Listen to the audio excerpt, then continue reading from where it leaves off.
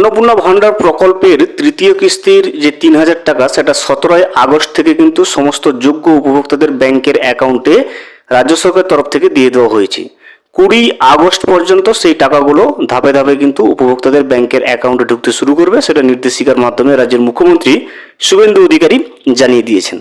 অন্নপূর্ণা ভান্ডার প্রকল্পকে ঘিরে আরও একটা নতুন চাঞ্চল্যকর তথ্য উঠে চলে এসেছে। যে সমস্ত উপভোক্তারা ২০ আগস্টের পরে টাকা পাবেন না বা যারা নিজেদের যোগ্য উপভোক্তা মনে করেছেন অথচ অন্নপূর্ণা ভান্ডার প্রকল্পে টাকা পাচ্ছেন না, তাদের জন্য খুবই একটা স্টেপ নিয়েছে রাজ্য সরকার। আপনি যদি মনে করেন যে আপনি অন্নপূর্ণা ভান্ডার প্রকল্পে টাকা পাওয়ার যোগ্য অথচ টাকা পাচ্ছেন না, সেক্ষেত্রে অভিযোগ জানানোর জন্য আপনার জন্য কিন্তু অন্নপূর্ণা ভান্ডার প্রকল্পে নতুন একটা পোর্টাল শুরু করছে রাজ্য সরকার।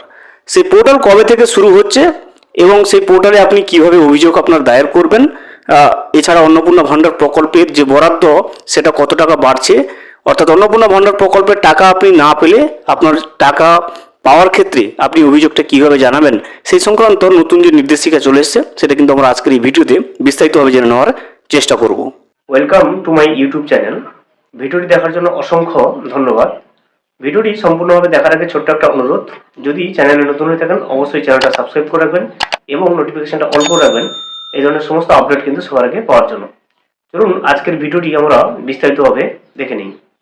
অভিযোগের জন্য পোর্টাল, বরাদ্দ বাড়ছে অন্নপূর্ণায়। অন্নপূর্ণা যোজনায় মহিলাদের পাশে দাঁড়াতে প্রতিশ্রুতিবদ্ধ বিজেপি সরকার। সেই প্রতিশ্রুতি পূরণে ধনধান্য অডিটোরিয়াম থেকে বড় ঘোষণা মুখ্যমন্ত্রী শুভেন্দুর। অন্নপূর্ণা যোজনায় বরাদ্দ বাড়াতে চলেছে রাজ্য সরকার। ৩৬,০০০ কোটি থেকে বরাদ্দ বেড়ে হতে চলেছে ৪৮,০০০ কোটি টাকা। এদিন মুখ্যমন্ত্রী শুভেন্দু অধিকারী বলেন ১,৪৫,০০,০০০ অনুমোদন দেওয়া হয়েছে, আরও ১৪ লক্ষেরও যাচাই পর্ব চলছে। উপভোক্তার সংখ্যা বাড়বে, আমরা বাজেটে ৩৬,০০০ কোটি টাকা বরাদ্দ করেছি, তাতে হবে না, ৪৮,০০০ কোটি টাকা লাগবে। অন্নপূর্ণা যোজনা সহ বিভিন্ন সরকারি প্রকল্পের সুবিধা সাধারণ মানুষ যথাযথভাবে পাচ্ছে কিনা তা নিশ্চিত করতে মুখ্যমন্ত্রী শুভেন্দু অধিকারী শহরের প্রতিটি ওয়ার্ডে অন্নপূর্ণা বাহিনী গড়ে তোলার ডাক দিয়েছেন। মঙ্গলবার আলিপুরের ধনধান্য অডিটোরিয়ামে দক্ষিণ কলকাতা মহিলা মোর্চার উদ্যোগে আয়োজিত এক অনুষ্ঠানে তিনি বলেন, প্রতিটি ওয়ার্ডে মহিলা মোর্চার কর্মীরা বাড়ি বাড়ি গিয়ে খোঁজ নেবেন।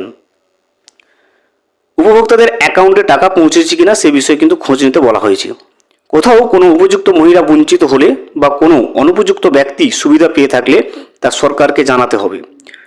প্রতিটি ওয়ার্ডে অন্নপূর্ণা বাহিনী গড়ে তুলে সরকারের সহযোগী হিসেবে কাজ করতে হবে। উপভোক্তাদের বাড়ি বাড়ি গিয়ে অর্থ পৌঁছেছে কিনা যাচাই করার পাশাপাশি সমস্যা থাকলে দ্রুত পোর্টালে অভিযোগ জানানোর আহ্বান জানিয়েছেন তিনি। মুখ্যমন্ত্রী জানান, ১৭ই আগস্ট থেকে অন্নপূর্ণা যোজনার অর্থ উপভোক্তাদের ব্যাংক অ্যাকাউন্টে পাঠানোর প্রক্রিয়া শুরু হয়ে গেছে। ২০ আগস্টের মধ্যে দক্ষিণ কলকাতার ৫৩,০০০-এরও বেশি অনুমোদিত উপভোক্তার অ্যাকাউন্টে টাকা পৌঁছে যাবে। রাজ্য জুড়ে প্রথম দফায় ১,৪৫,০০,০০০ মহিলাকে এই প্রকল্পে অনুমোদন দেওয়া হয়েছে এবং অধিকাংশেরও অ্যাকাউন্টে ইতিমধ্যে অর্থ স্থানান্তরিত করা হয়ে গেছে।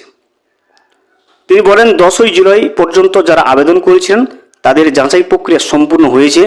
১১ই জুলাই থেকে ৩১শে জুলাইয়ের মধ্যে যারা আবেদন করেছেন তাদের নথি যাচাই করে আগামী পর্যায়ে অন্তর্ভুক্ত করা হবে। পাশাপাশি ২০ আগস্ট থেকে শিশু ও নারী কল্যাণ দপ্তর একটা বিশেষ পোর্টাল চালু করবে, যেখানে বঞ্চিত উপযুক্ত আবেদনকারী অভিযোগ জানাতে পারবেন।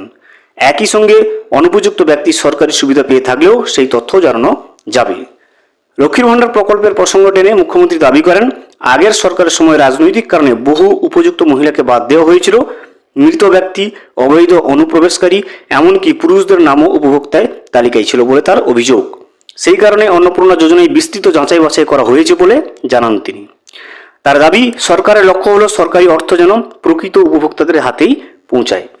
মুখ্যমন্ত্রী এও বলেন, অন্নপূর্ণা যোজনা বিজেপির নির্বাচনী প্রতিশ্রুতির অন্যতম ছিল।